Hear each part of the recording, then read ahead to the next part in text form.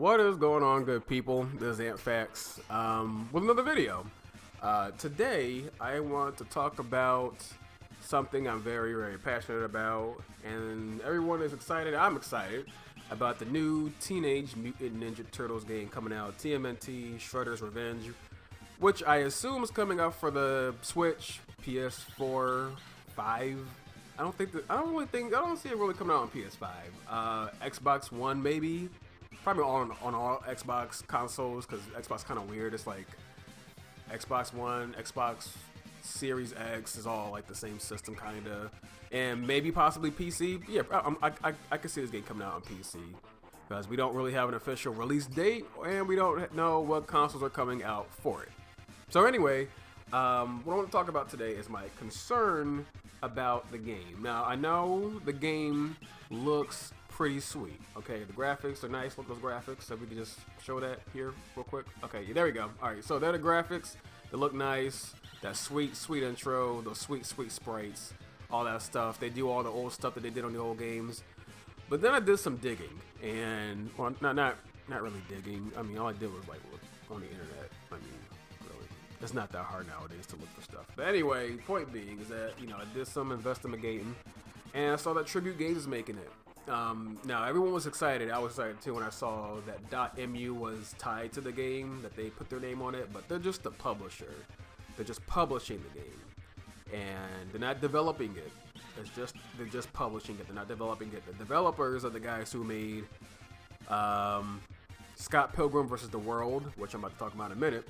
Mercenary Kings, which is the run and gun game that came out on PS4 that has some RPG-like elements. I think it was also released on Switch after a while. And they made the old TMNT 2007 beat-em-up game that came out on Game Boy Advance that was tied to the 2007 then TMNT movie of the same name. So why do I have concern? Well, a lot of their games I feel have style over substance, where they look nice but they're not very fun to play. Case in point, and I know people will be shocked to hear this. And number one, I know what I'm talking about because I'm wearing a Ninja Turtles t-shirt. Alright, so that shows that I know what I'm talking about. I'm a fan. I know what I'm talking about because I got a shirt of the thing I'm talking about. And over here you can see, if I can just edit it in here, you see those toys? Yeah. Now look at all those Teenage Mutant Ninja Turtle toys. That shows. That shows that I know what I'm talking about. So anyway, the thing that I'm not upset but concerned about is that just like Scott Pilgrim, well, not just like Scott Pilgrim, but Scott Pilgrim I did not like that much. And the reason being is because I felt the game was style over substance. It was really nice to look at. The sprites were all nice and huge and big. That first level is awesome, where the rock song is playing. I think it's called Another Winter by Onomatopoeia. Love that song. But after that first level, the game kind of drags and it becomes boring and repetitious to me. And the levels last way too long. I can't stress the main point. The levels in Scott Pilgrim vs. the World last way too long. I know what you're thinking. You're like, well, Ant, that's your opinion, and that's just one game. You can't base your, hypothesis on what's going to happen with this game based on one other game. But then that also was the case for Mercenary Kings, in my humble opinion. Like, the levels ran too long. There wasn't that much for your character to do in the game. You could level up your weapons and build different weapons, but all that stuff was locked behind a bunch of like criteria you had to meet before you got to any of the good stuff. And to me, the game, it doesn't give you much to do in the beginnings. It makes the game kind of drag, and that's kind of their thing to me. They don't have good pacing in their games, and I hope that this isn't the case with the new Ninja Turtles game, that the game is weighed down by horrible pacing, or that the levels last too long, or that the Turtles' movesets aren't interesting enough. And that was my problem with Scott Pilgrim. Scott Pilgrim's moveset just wasn't interesting enough to keep me invested and enjoying myself. I beat it, but I didn't enjoy myself. By the time I was done with that game, I was like, I'm done with this game. I don't feel like playing it. I beat it back in 2010, and then I picked it up again recently on Switch because I kind of forgot that I didn't like it. And I was like, oh yeah, I remember this game. And then I played it again. I was like, oh yeah, I remember this game. So now, yeah, now that I think about it, I'm like, I hope that, please guys, don't let it be that this has the same issues as Scott Pilgrim or Mercenary Kings, where the levels are drawn out, the characters don't have that much to do, in my opinion. Because they made another game called Panzer Paladin that used to come out on the Switch. And again, the game looks great.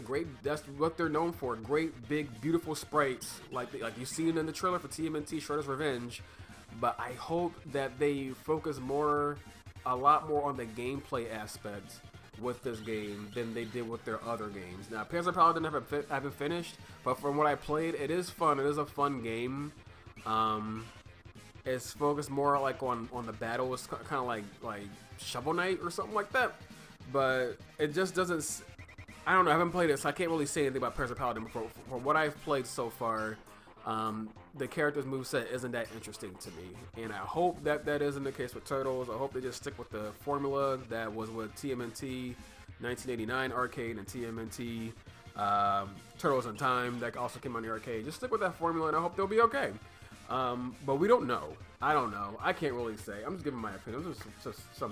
I'm just some bastard on the internet. Okay, I'm just giving my opinions. If you don't like what I have to say, then click off the video, okay? But what I'm saying is I hope that they don't run into those same issues, because I like tribute games. They have a lot of gusto. They have a lot of, passion, but I don't think they're really good at pacing, and I don't really think they're good at deep gameplay mechanics. Now, I know it's a Ninja Turtles game. It doesn't need to be that deep, but it has to be fun.